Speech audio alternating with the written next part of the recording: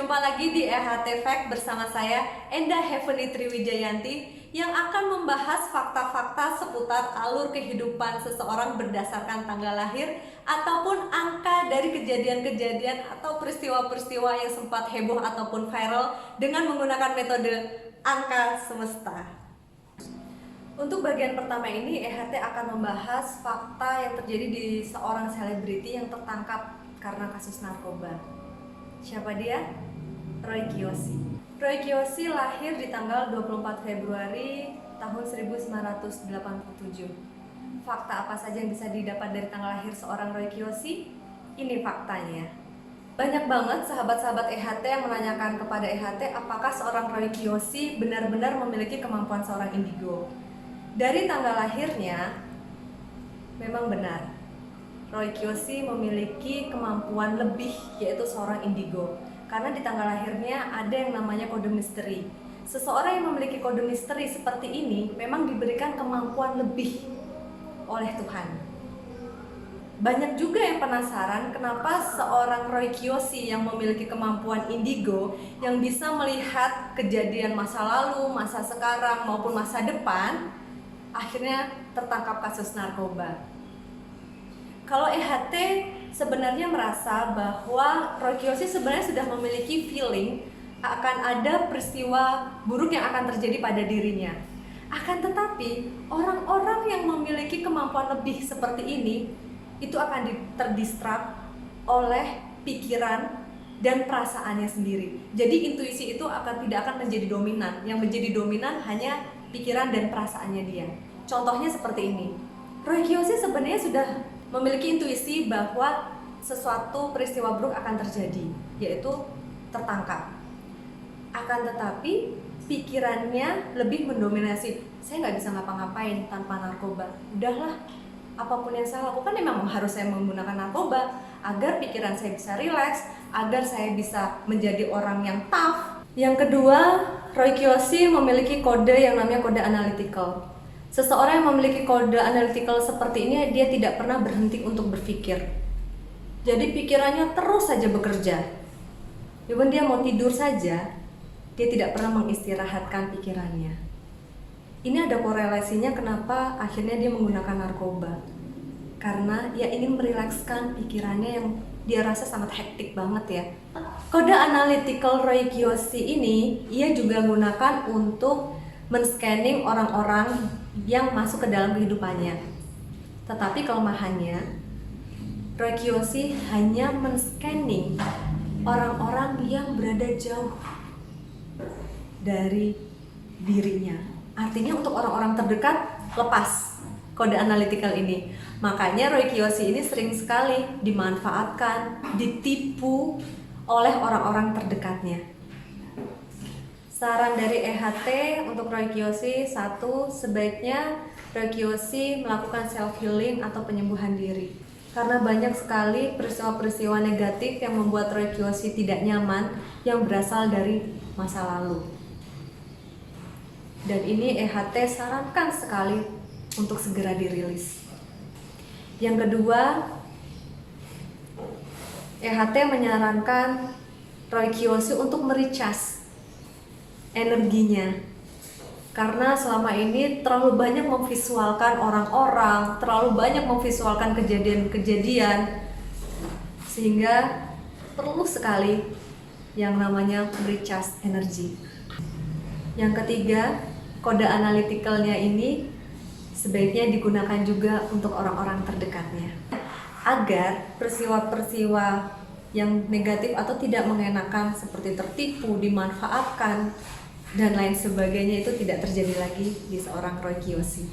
Di bagian kedua ini EHT akan membahas seorang aktor muda berbakat yang juga anak dari aktor senior Roy Martin, yaitu Gading Martin, yang baru aja merayakan ulang tahun di tanggal 8 Mei. Fakta apa saja yang bisa dilihat dari tanggal lahir seorang Gading Martin? Ini faktanya. Gading Martin memiliki kode yang namanya kode kreativitas dan kode keberuntungan. Jadi bisa dibayangkan ketika dua kode ini ada di dalam diri seseorang. Seharusnya secara karir Gading Martin tidak ada masalah. Tetapi Gading Martin memiliki karakter yang sangat let it flow, jadi mengalir aja apa adanya. Ini yang membuat orang-orang di sekelilingnya itu suka gergetan karena mereka tahu sekali sebenarnya potensi seorang Gading Martin ini sangat luar biasa besar. Oleh karena itu Gading Martin sangat membutuhkan partner untuk men-treat atau mendrive sehingga jelas arah target proses maupun target goalnya. Banyak sekali netizen juga yang menanyakan kepada EHT kemungkinan untuk Gading dan Giselle rujuk ada nggak? Kalau EHT lihat antara Gading dan Giselle ini mereka tidak memiliki satu frekuensi.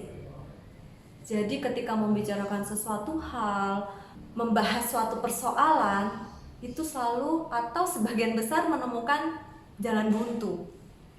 Karena Gading maksudnya apa, Giselle menanggapinya apa, begitu juga sebaliknya. Jadi inilah yang menyebabkan mereka sering sekali mengalami perselisihan. Sebenarnya peluang untuk rujuk itu tetap ada, walaupun kalau menurut EHT kecil ya. Karena dua-duanya ini memiliki kode yang namanya kode family atau kode keluarga. Jadi ketika mereka memutuskan rujuk karena anak. Saran EHT untuk karir Gading, sebaiknya Gading mencari partner kerja yang betul-betul bisa men-treat ataupun mendrive ataupun mengeksekusi ide-ide yang selama ini sebenarnya sangat bagus ya, karena tadi seperti EHT bilang bahwa Gading ini memiliki kode kreativitas yang sangat luar biasa. Carilah partner yang tepat. Saran EHT untuk asmara Gading, sebenarnya Gading sudah mencoba untuk membina hubungan ya dengan wanita-wanita, akan tetapi memang tidak mudah untuk mendapatkan wanita yang satu frekuensi dengan seorang Gading. Sebaiknya Gading mengambil pelajaran dari hubungan-hubungan sebelumnya. Komunikasi nomor 1. Karena pasangan-pasangan sebelumnya itu merasa bahwa Gading lebih banyak untuk menghambangkan persoalan. Untuk bagian akhir ini, EHT akan membahas fakta dari seorang musisi papan atas Indonesia yang kontroversial dengan keputusannya terjun di dunia politik. Dia adalah Ahmad Dhani. Ahmad Dhani memiliki kode kreativitas yang sudah ia bawa sejak lahir. Artinya tidak perlu yang namanya pendidikan khusus ataupun pembelajaran khusus untuk mengupkan kreativitasnya. Jadi ini sangat natural sekali ya kode kreativitas yang ada di dalam seorang Ahmad Dhani. Sehingga tidak mengherankan Ahmad Dhani bisa menjadi musisi papan atas di Indonesia. Ahmad Dhani memiliki kode keluarga. Jadi keluarga ini juga menjadi prioritas di dalam kehidupan seorang Ahmad Dhani. Jadi tidak mengherankan ketika Ahmad Dhani sangat dekat dengan anak-anaknya ya. Karena itu tadi kode keluarganya juga ada di diri seorang Ahmad Dhani. Ahmad Dhani memiliki kreativitas dengan pemikiran yang sangat out of the box. Jadi pemikiran out of the box-nya ini selama bertahun-tahun sudah ia akomodir di musik dan sudah dalam kondisi yang sedikit stuck karena sudah ada di posisi puncak. Nah, karena pemikiran ini terus saja ada di dalam diri seorang Ahmad Dhani, akhirnya dipindahlah pemikiran out of the box-nya ini di dunia politik, yang akhirnya tidak semua orang bisa menerima pemikiran-pemikiran seorang Ahmad Dhani karena out of the box banget. Jadi kalau untuk kode awalnya sebenarnya memang secara lahiriah ya, itu ada di musik. Saran dari EHT untuk Ahmad Dhani, ketika ingin terjun ke dunia politik sebenarnya itu sah-sah saja, karena Ahmad Dhani ini juga membutuhkan wadah untuk menampung pemikiran-pemikiran out of the box tadi ya. Akan tetapi nanti akan ada gesekan di keluarga, khususnya di pasangan. Karena kalau EHT lihat pasangannya ada rasa tidak ridho ketika Ahmad Dhani masuk ke dunia politik. Nah, itu tadi pembahasan fakta-fakta yang terjadi di bulan Mei. Untuk sahabat EHT, jangan lupa saksikan terus EHT Fact episode-episode selanjutnya. Oh ya, jangan lupa juga untuk like, comment, and subscribe dan klik tombol loncengnya ya. Sampai jumpa, salam semesta.